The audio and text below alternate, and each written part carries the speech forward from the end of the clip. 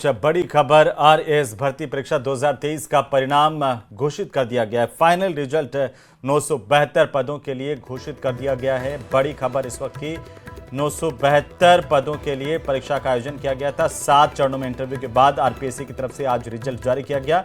2188 candidate interview में शामिल हुए थे। 491 राज्य सेवा, 481 अधीनस्थ सेवाओं के लिए भर्ती परीक्षा का आयोजन किया गया था, जिसमें अजमेर के कुशल चौधरी ने टॉप किया है। तो वहीं अजमेर के अंकिता पाराशर को प्रदेश भर में दूसरी रैंक हासिल हुई है। अजमेर के परमेश्वर चौधरी को तीसरी रैंक मिली है। झुंझुनू से रंजन कुमार शर्मा को चौथी रैंक, नागौर के विक्रम सिंह को 5वीं रैंक और जयपुर की राशि कुमावत को 6ठी रैंक मिली है। नागौर के अंजनी कुमार को 7वीं रैंक मिली है। तो जैसे ही रिजल्ट जारी हुआ, टॉपर्स के घर पर बधाई देने वालों का तांता लग गया। अजमेर के कुशाल चौधरी ने टॉप किया है नंबर 1 पर, और इसके बाद उनके घर पर लगातार बधाई देने वालों का तांता लगा रहा। कुशाल चौधरी ने न्यूज़ 18 राजस्थान से एक्सक्लूसिव बातचीत भी की और बताया कि कैसे लैब असिस्टेंट से उनका ये सफर शुरू हुआ आरएएस भर्ती तक, और आरएएस में टॉपर उन्होंने कड़ी मेहनत के बल पर हासिल किया।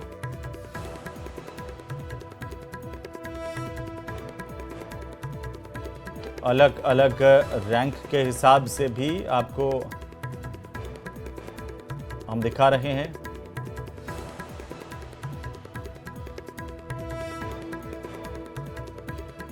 कुल मिलाकर के प्रदेश में 491 राज्य सेवाएं और 481 अधीनस्थ सेवाओं के लिए यह भर्ती परीक्षा थी। अजमेर के कुशल चौधरी ने टॉप किया है।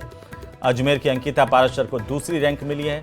अजमेर के परमेश्वर चौधरी को तीसरी रैंक मिली है। 3 टॉप 3 में अजमेर से ही अभ्यर्थी सफल हुए हैं। झुंझुनू से रंजन कुमार शर्मा चौथी रैंक पर सफल हुए। नागौर के विक्रम सिंह को 5वीं रैंक मिली है। जयपुर की राशि कुमावत 6ठी रैंक पर, और नागौर के अंजनी कुमार को 7वीं रैंक मिली है। विकास याग है और मैं गांव कोलायत बीकानेर का रहने वाला हूं। मैंने आरएस परीक्षा 2023 में 10वीं रैंक प्राप्त की है। मैं वर्तमान में शिक्षा विभाग में एलडीसी के पद पर कार्यरत हूं। और वहीं दिवाली का त्यौहार बेहद नजदीक, और ऐसे में राजधानी जयपुर के बाजार पूरी तरह से गुलजार हैं। पटाखों की दुकानें सजने लगी हैं। शहर के अलग अलग इलाकों में पटाखों की बिक्री शुरू हो गई है। गौर करने वाली बात यह है कि जिला प्रशासन की तरफ से इस साल सिर्फ ग्रीन कैटेगरी के पटाखों की बिक्री को मंजूरी दी गई है। जयपुर के जिला कलेक्ट्रेट कार्यालय की तरफ से जारी पत्रों के तहत सिर्फ वही पटाखे बेचे जा सकते हैं जिनमें ध्वनि और वायु प्रदूषण की निर्धारित सीमा का पालन किया गया हो। तो ग्रीन पटाखों की बिक्री जो है वो लगातार जारी है। सरकार की ओर से नॉर्म्स भी तय किए गए हैं और इन नॉर्म्स के नियम कायदों के तहत ये पटाखे बाजार में बेचे जा रहे हैं। खासतौर पर आतिशबाजी का जोर रहता है। बाजारों के अंदर आतिशबाजी की खास रौनक देखने को मिल रही है। जो बाजार हैं इनमें कई तरह के पटाखे इस वक्त आ चुके हैं। आप देख सकते हैं कि राजधानी जयपुर में कई तरह की फुलझड़ियाँ, यहाँ पर जो फव्वारे होते हैं उनके लिए खास तरह के अनार जो पारंपरिक तौर पर जयपुर में ही बनाए जाते हैं। जयपुर के खास कारीगर इन पटाखों को बनाते हैं और गुलाबी नगरी में जो दिलकश आतिशबाजी देखने को मिलती है वो बहुत खास होती है। खास ये है कि भारत में बने हुए पटाखे ही बिकेंगे और चाइना का माल कुछ नहीं मिलेगा। दूसरा ये है कि लास्ट के 3 दिन पटाखे का जोर रहता है और बाकी व्यापार बढ़िया है। कैसा है इस बार का बाजार? मार्केट डाउन है अभी, इस बार थोड़ा बहुत डाउन है और लास्ट के दिनों में उठने की उम्मीद है। हाँ है। बाजार के भाव कैसे हैं? किस किस कीमत में पटाखे मिल रहे हैं? नॉर्मल रेट में है, मतलब कितने से कितने तक? 10 रुपए से लेके 4000 तक के पटाखे होते हैं, जिसमें 240। 10 वाला कौन सा है? 10 वाले ये पॉप वगैरह चलते हैं। तो बाजार के अंदर अभी रौनक उतनी नहीं है, लेकिन आप वैरायटी देख सकते हैं। कई तरह की फुलझड़ियाँ हैं, अनार हैं, मल्टीपल शॉट्स हैं, फेंकने वाले हैं, और सभी जगह कोशिश ये की गई है कि विद इन द लिमिट्स जो है रखा जाए, चाहे ध्वनि प्रदूषण के मामले हो, चाहे वायु प्रदूषण के मामले में हो। जयपुर की जो पारंपरिक है उसी आतिशबाजी को प्रमोट किया जा रहा है। यहाँ पर बाहर के जो चाइना के पटाखे हैं इस बार नहीं लाए जा रहे हैं। कैमरा पर्सन दिलीप चेची के साथ में अरबाज अहमद, न्यूज़ 18 के लिए जयपुर से। जयपुर के सराफा बाजारों में खरीदारों की आवाजाही बढ़ने लगी है। सोने के दाम रिकॉर्ड स्तर पर पहुंचने के बावजूद बाजारों में उमंग बरकरार है। इस समय 22 कैरेट सोने का दाम लगभग 1,22,000 रुपए प्रति तोला से ज्यादा हो गया। लिहाजा ग्राहकों की दिलचस्पी इस बार 9 कैरेट के सोने की तरफ बढ़ी है। सोना कारोबारियों का कहना है कि इस बार खरीदारों की प्राथमिकता इन्वेस्टमेंट और इस्तेमाल दोनों को लेकर बनी हुई है। कई लोग सोना और चांदी को सुरक्षित इन्वेस्टमेंट के तौर पर भी खरीद रहे हैं। हालांकि पिछले साल की तुलना में इस बार सोने की बिक्री में 5 से 10% तक की गिरावट जरूर दर्ज की जा रही है।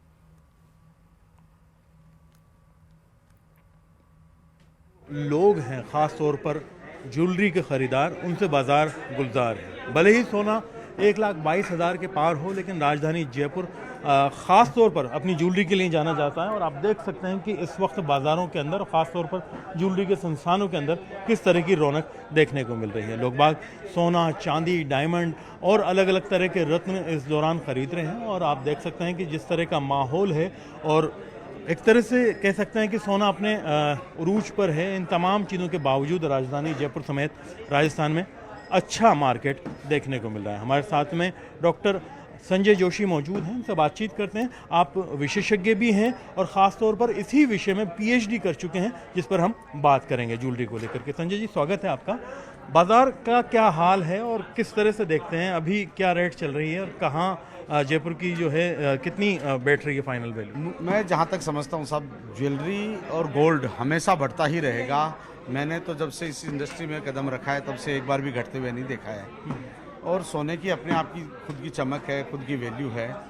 हम यदि कॉस्ट और वैल्यू के बीच में बात करें, कॉस्ट भले किसी चीज़ की कुछ भी हो, पर वैल्यू हमेशा गोल्ड की रहती है। आप बाज़ार में ख़रीदारी करने आए हैं, बाज़ार की कीमतें कैसी हैं इस बार सोने चांदी की? जयपुर का मार्केट कैसा है और तुलनात्मक रूप से कैसा, मतलब आप देख रहे हैं कीमतों के हिसाब से? 9 कैरेट भी सुना है कि लॉन्च कर रहे हैं। हाँ, नहीं उसका तो हमें आइडिया नहीं है, लेकिन भी 22 कैरेट संजय जी के यहाँ हमें बहुत सही रेट में मिलता है। मेकिंग चार्ज बहुत सही है इनका, तो हमें इन्हीं का पसंद आता है। बाज़ार में भाव तो ज़्यादा ही है, भाव से कस्टमर पे फ़र्क पड़ रहा है क्योंकि लोड आ रहा है और भी बढ़ने की उम्मीद लग रही है, तो वैसे खरीद के अच्छा भी लग रहा है। इन्वेस्टमेंट भी हो जाएगा। हाँ, इसके हिसाब से अगर आगे बढ़ते रहेंगे। आगे इस हिसाब से बढ़ता रहा तो अच्छा ही। उधर बीजेपी प्रदेशाध्यक्ष मदन राठौड़ की पत्नी उषा राठौड़ की हेली एम्बुलेंस का इस्तेमाल करने को लेकर सियासत लगातार जारी है। और इसी बीच RLP सांसद हनुमान बेनीवाल ने भी मदन राठौड़ पर कई आरोप लगाए हैं। इसी को लेकर अब मदन राठौड़ का बयान सामने आया, जिसमें वे हनुमान बेनीवाल के तमाम आरोपों को खारिज करते हुए नजर आए हैं। रिपोर्ट देखिए।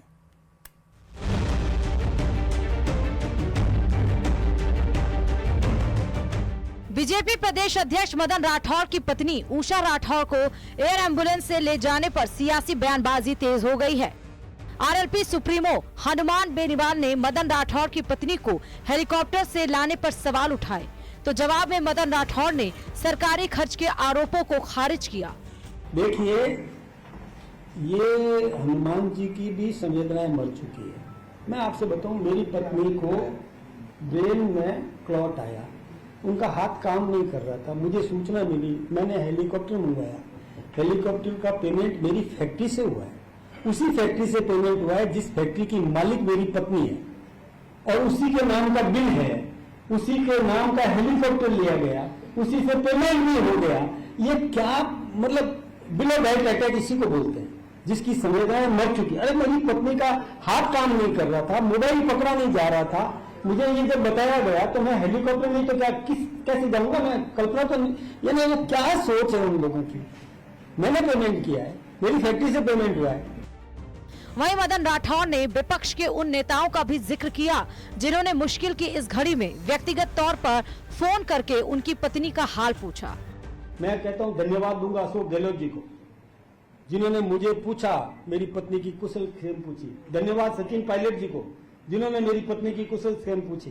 धन्यवाद डोटासरा जी को भी, जिन्होंने एक मतलब वो अपनत्व दिखाते हुए मेरी पत्नी की कुशल क्षेम पूछी। बहरहाल मदन राठौड़ ने साफ कहा है कि राजस्थान की राजनीति हमेशा वैचारिक रही है, व्यक्तिवादी नहीं। Bureau report, news 18 Rajasthan. Sriganganagar के शातिर साइबर ठगों ने फॉरेक्स ट्रेडिंग में कई गुना मुनाफे का झांसा देकर करोड़ों रुपए की ठगी की। इस मामले में श्रीगंगानगर पुलिस की तरफ से जब्त की गई करोड़ों रुपए की अवैध संपत्ति को कोर्ट ने कुर्क करने के आदेश दिए हैं। और पुलिस ने कोर्ट में 2 अलग-अलग इस्तगासे दायर किए थे, जिस पर कोर्ट ने स्वीकृति जारी की। साइबर ठगी के आरोपियों की जयपुर स्थित ओमेक सिटी के 253 वर्ग मीटर के भूखंड को, अजमेर रोड स्थित 138 वर्ग मीटर क्षेत्रफल के भूखंड को कुर्क करने की स्वीकृति मिली। इसके अलावा 80 लाख की लग्जरी कार रेड में बरामद 10 लाख कैश और श्रीगंगानगर के मानवीय एन्क्लेव में स्थित 1 करोड़ के 2 भूखंडों को भी कुर्क करने के आदेश जारी किए गए हैं।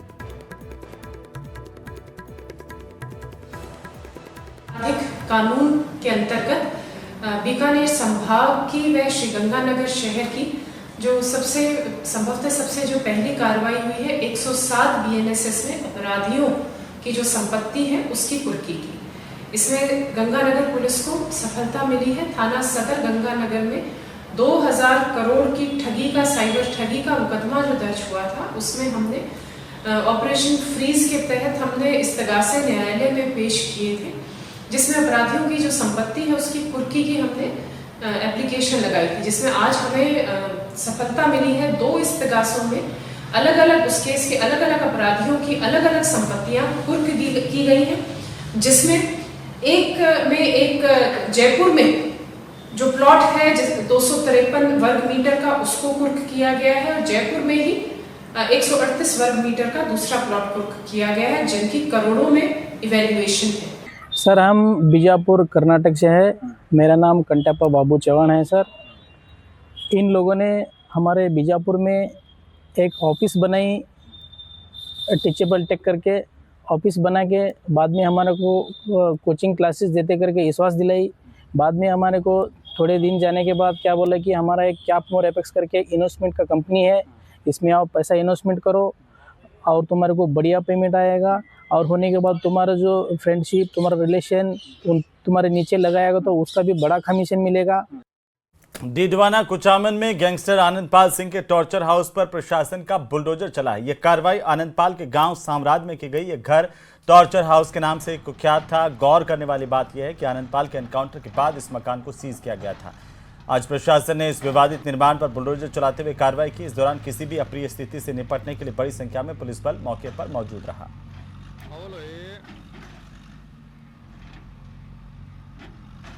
तो लाडनों में बुलडोजर एक्शन हुआ है। आनंदपाल के टॉर्चर हाउस को ध्वस्त कर दिया गया। पूर्व मुख्यमंत्री अशोक गहलोत ने जोधपुर के महात्मा गांधी अस्पताल में जैसलमेर बस हादसे के घायलों का हाल जाना। अशोक गहलोत के साथ नेता प्रतिपक्ष टीकाराम जूली, भंवर जितेंद्र सिंह समेत कई बड़े नेता पहुंचे थे। तो ये तस्वीरें आपकी टीवी स्क्रीन पर। एमजीएच अस्पताल पहुंचे आज अशोक गहलोत और जैसलमेर बस हादसे में झुलसे गए लोग पीड़ितों से मिले। भंवर जितेंद्र सिंह उनके साथ मौजूद थे। नेता प्रतिपक्ष टीकाराम जूली उनके साथ मौजूद थे। बहुत बड़ी गंभीर घटना हुई, सबको मालूम है। 20 लोग मर गए हैं, एक बच्चा और मर गया। हम सबसे मिल के आए हैं मरीना से। जो ज़्यादा बर्न है उनकी चिंता है, कुछ वेंटिलेटर पे भी है और कुछ कम बर्न है, उनके लिए पूरी तरह इलाज हो रहा है ढंग से। हम बात करके आए हैं, उम्मीद करते हैं उन्हें कई लोग बच जाएंगे, पर बर्न के केस ऐसे होते हैं तो एकदम मालूम नहीं पड़ता है। पर डॉक्टर ने विश्वास दिलाया कि हम पूरी तरह लगे हुए हैं। 30-40 बर्न है या 10-20 बर्न है। उत्तर प्रदेश में डीएपी खाद की किल्लत ने किसानों की परेशानी को बढ़ा दिया है। श्रीगंगानगर, झुंझुनू और जयपुर के कई इलाकों में किसानों की तरफ से खाद के लिए लंबी लाइनों में अपनी बारी का इंतजार करते हुए देखे गए। और इन सब के बीच सवाई माधोपुर में कृषि मंत्री डॉक्टर किरोड़ी लाल मीणा भी एक्शन में नजर आ रहे हैं। रिपोर्ट देखिए।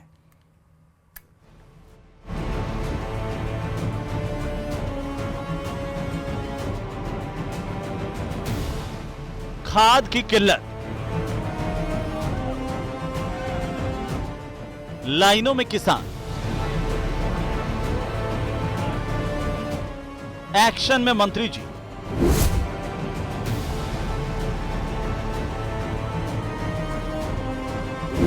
खाद की किल्लत के बीच कृषि मंत्री डॉक्टर किरोड़ी लाल मीणा एक्शन में नजर आए। उन्होंने अधिकारियों के साथ साथ गंगापुर सिटी के खाद गोदामों पर अचानक छापेमारी की। गोदामों से खाद के सैंपल लिए और उनमें मिलावट की जांच जारी है।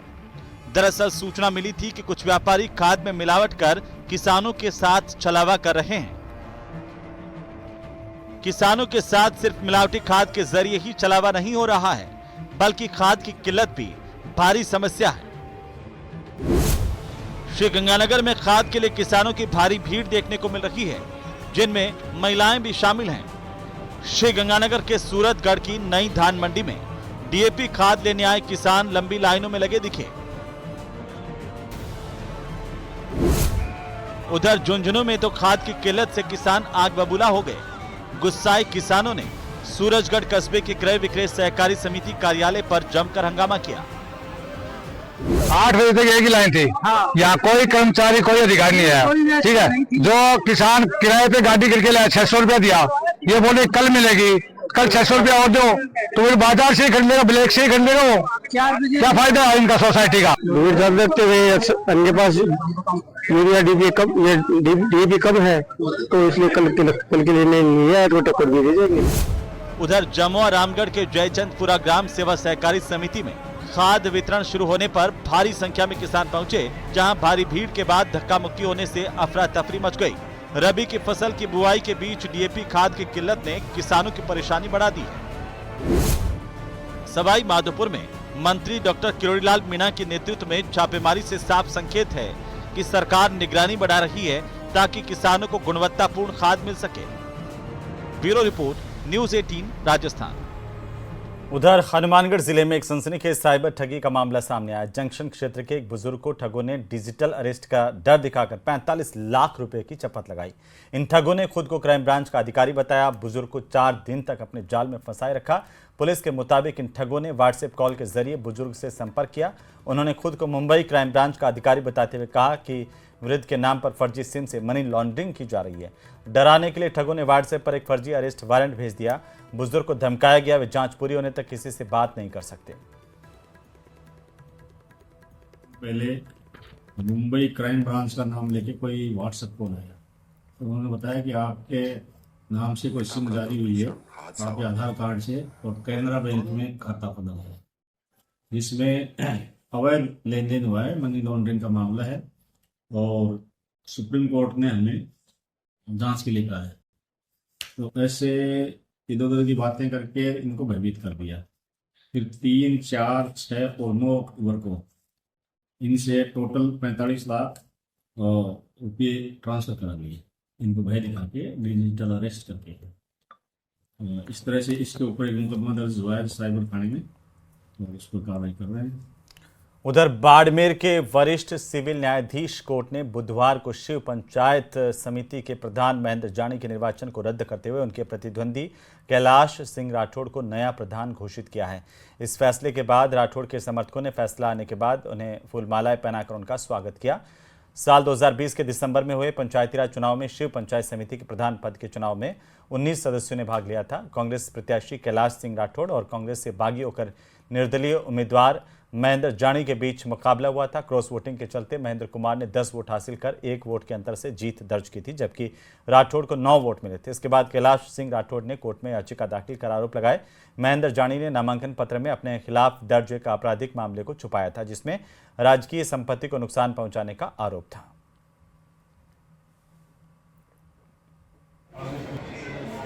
अपने ऊपर दर्ज आपराधिक प्रकरण को छुपाते हुए नाम निर्देशन पत्र भरा था और शिव के प्रधान बने थे, जिसके विरुद्ध निकटतम प्रतिद्वंदी कैलाश सिंह जी राठौड़ कोटड़ा ने चुनाव याचिका प्रस्तुत की थी। उस चुनाव याचिका में बात सुनवाई आज न्यायालय द्वारा निर्णय पारित किया गया है और शिव प्रधान महेंद्र चौधरी को निर्योग्य घोषित करते हुए कोर्ट का आज जो निर्णय हुआ है वो एकदम न्यायिक निर्णय हुआ और उसमें महेंद्र को अयोग्य घोषित किया है, जिसने तथ्य छुपा करके और पद हासिल किया था।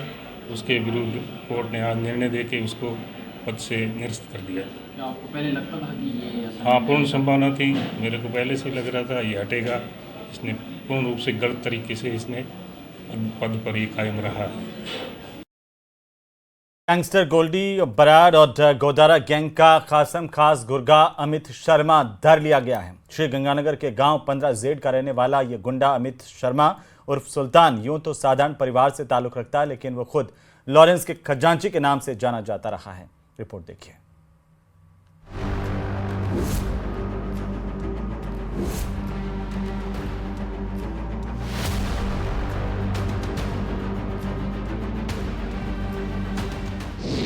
लॉरेंस के खजांची के घर पहुंचा न्यूज 18 राजस्थान। परिजनों ने कहा पूछताछ के नाम पर हो रहे परेशान, कानून करे अपना काम, अमित से नहीं कोई नाता।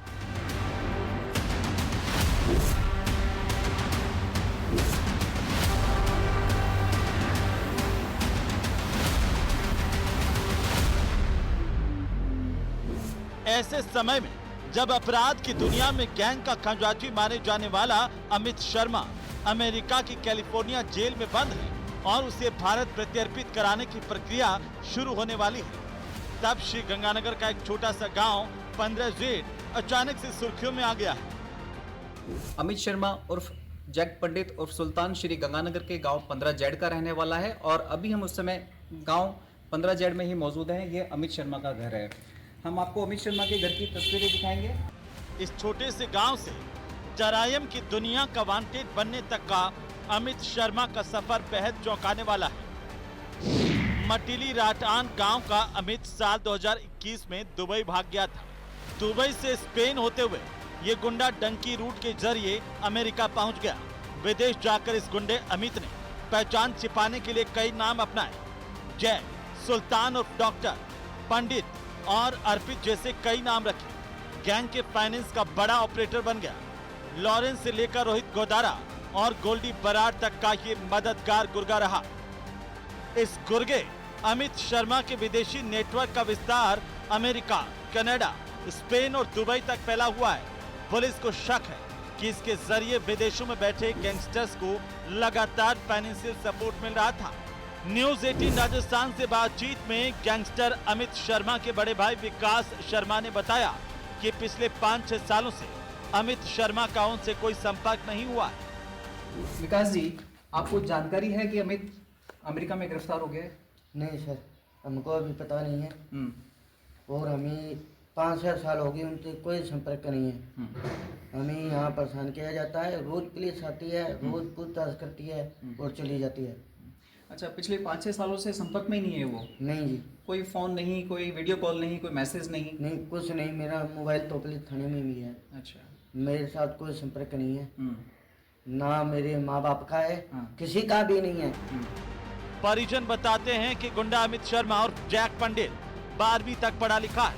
अमित का बाप राजकीय कर्मचारी जबकि उसकी मां गृहिणी है, तो वहीं अमित शर्मा का बड़ा भाई विकास गांव समेत आसपास के मंदिरों में पुजारी का काम करता है और अपने परिवार का गुजर बसर करता है। हमसे पूछताछ करती है, मेरे को बिना बताए, बिना लेटर दिए मेरे को ले जाते हैं।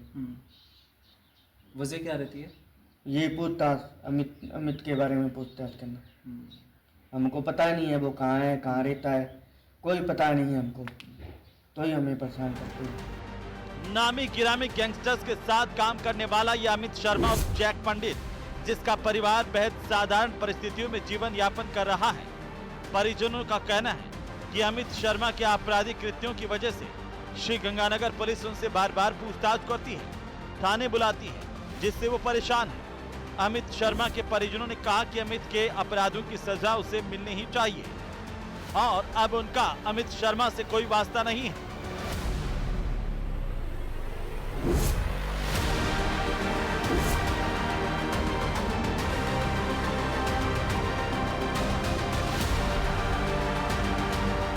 आपराधिक प्रकरणों की वजह से इनसे लगातार पूछताछ की जाती है, कभी इन्हें थाने बुलाया जाता है तो कभी घर से ले लिया जाता है। तो ऐसे में इन्होंने अमित शर्मा से किसी भी तरह का वास्ता नहीं होने और कानूनन जो भी उसे सजा मिले उसके लिए इन्होंने किसी भी तरह की कोई आपत्ति दर्ज नहीं कराई है।